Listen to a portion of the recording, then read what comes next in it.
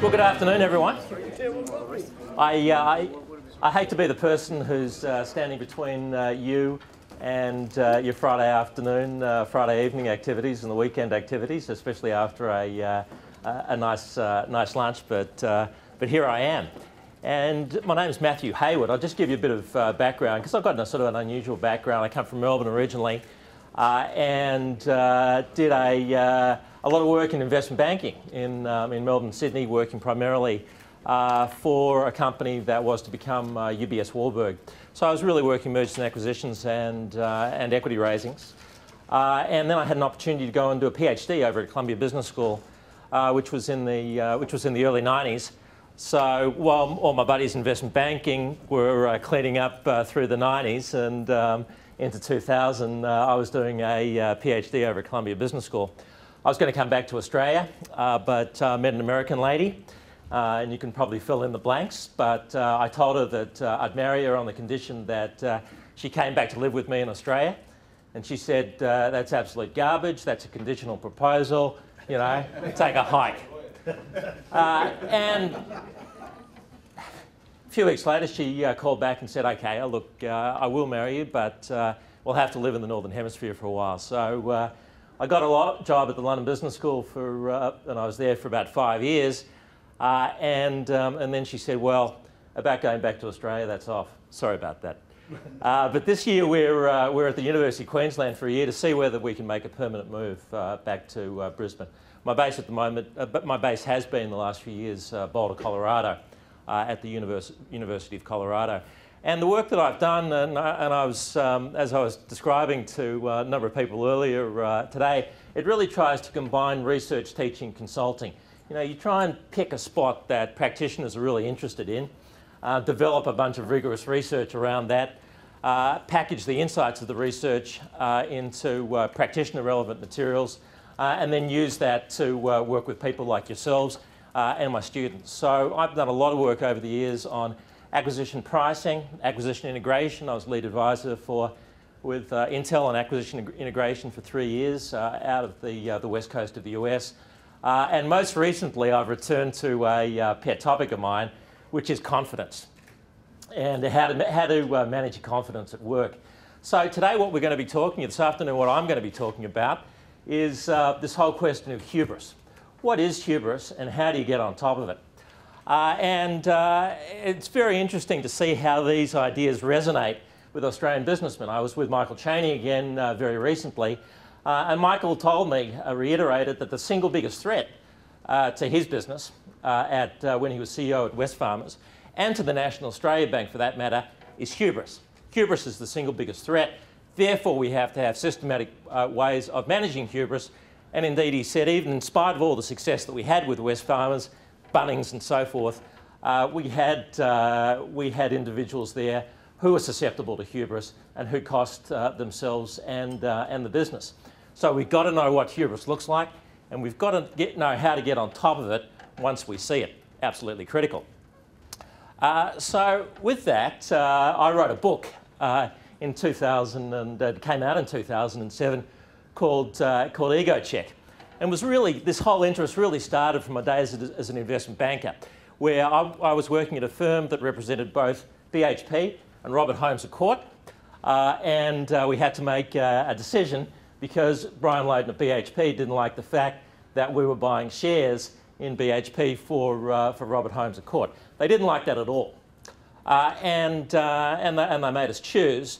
And we believed at the time, in our infinite wisdom, that there was no question that we were going to be successful in seeing BHP take over, Holmes à Court take over BHP. We dumped BHP, we took on Holmes à Court, and you know, some of the consequences of that should be immediately obvious to you. So I started getting interested in this whole topic way back from when I was an investment banker, and it's all culminated in this book, and it came out in 2007. But there's a fundamental problem with this book, and that is that the very people who need a book like this the most are the people who are least likely to buy it, right? They've got all the answers. So the book's never going to sell, okay?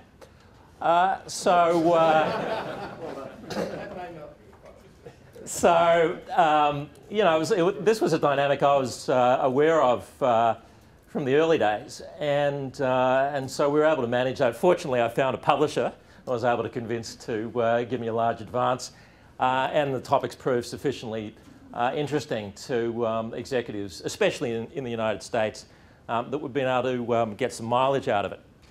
So let's return now to the global financial crisis, because such a salient topic, and we're going to return there very, very briefly because I know you've just had heard a lot about the global financial crisis from John Talbot, and you've also experienced it firsthand in your businesses in the last 2 years.